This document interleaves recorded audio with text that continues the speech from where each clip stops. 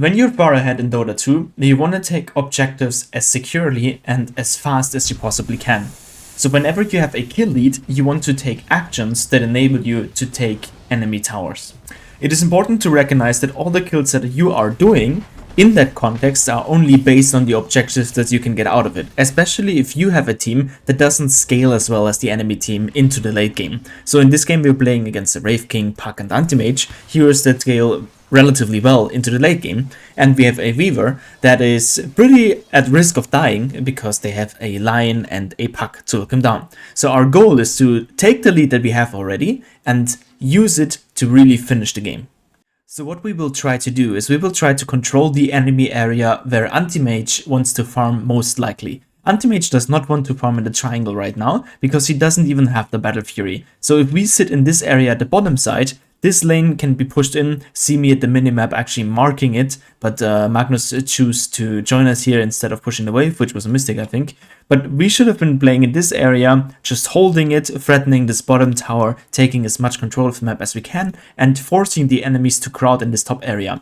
If Wraith King, Puck and Anti-Mage only have this side of the map to farm, and don't dare to extend all over here, since they are losing and just scared of dying, then we will win the net worth in total here.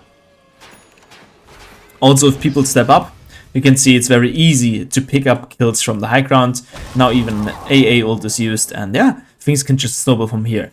I feel forced to pull the wave now. Since this wave wasn't pushed, there's actually not enough threat on the tower here. As we can see, our Shadow Shaman has ulti almost up again, and we want to take this tower, but the wave is not quite there, so I'm choosing to hold this here instead. We see the Anti-Mage now on the bottom, and I'm still trying to control areas and dish out as much damage as I can.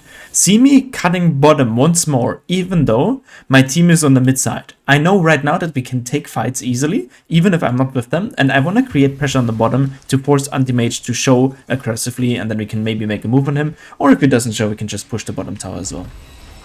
After the fight, I'm pulling those waves together. I still want to put the pressure on the bottom side of the map and finally get the tower. You can see me queuing up a Aghanim shard because I think that pushing early will be exactly what we need to do in this game.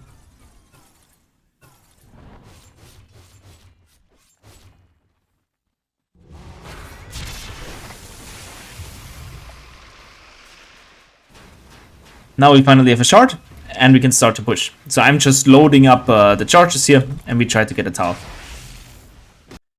So what I would like to do now as a Viper is just to sit here, let the creeps go on the high ground, and take the barracks. This is my whole goal. Let's see what stops us from doing this. We get the kill on the Puck. A Shaman dies. But we're getting the Rex. They use the Glyph.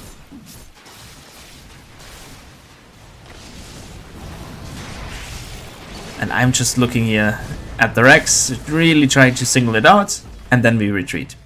Now we have the opportunity to take Roshan, or we can rotate to a tower, maybe even get into a fight if they really dare to push up onto the high ground here. Which is exactly what happens, they're overextending. This guy can die again. Wonderful. Whew, I almost died there. So we're resetting from the fight. What's the next thing that we should do? We should be taking the Aegis as quickly as we can, and then move on to the high ground and just do the exact same thing again.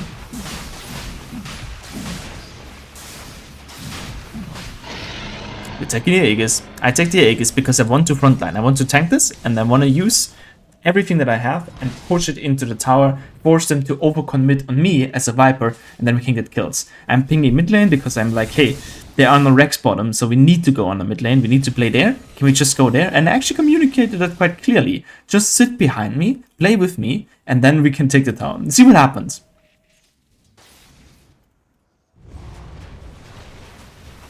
I'm pushing the tower as it should be.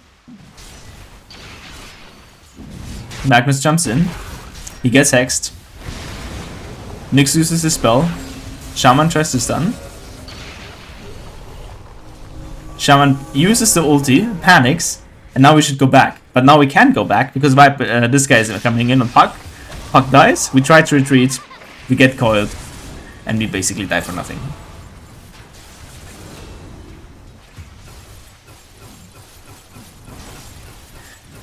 So one single move One single move from this Magnus basically threw this whole attempt of pushing. And in a situation like this, it becomes so much more difficult to actually go out and do the same thing again.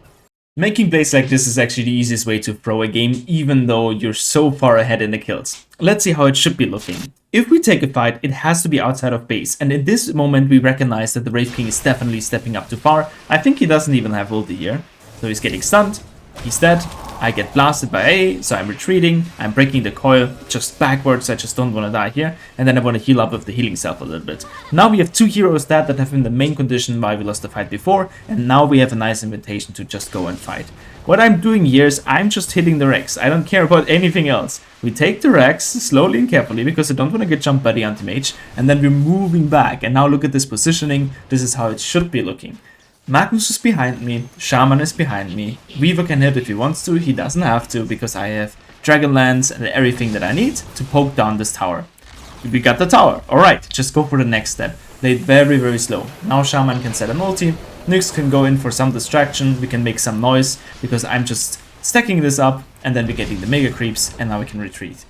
After having the Aegis, we are going to get the exactly same approach. I'm sitting in front, everybody else is sitting behind me. And then we can slowly play. If people step forward into us, then we can force them back. We can like retreat the whole team fight. We can fight off the high ground, away from the high ground, and then we can get a couple kills. And with that and the mega creeps, we have the lead to win the game. So, the lesson that I learned here in this game really drastically, because this was actually close in the end. If we wouldn't have managed to get mega creeps here, we would have lost easily. The lesson is this: if you have a win condition, play for it and play for it patiently and let your teammates know what their job is. And having Magnus jump in here almost through the entire game, even though he was playing so incredibly well all along. So tiny mistakes can make a huge difference if the mistakes are rooted in fundamentals that are deeply in Dota 2. You can have a lot of mistakes like from setting buttons, or if you play Invoker, you can press 100 combos and you can do it wrong. But if you do a couple of things right and a couple of things really disciplined, then you will excel in Dota 2. So I hope this is one of the concepts I can add here, one more tool in your toolbox, and I hope you can use this to stomp your games. See you in the next one.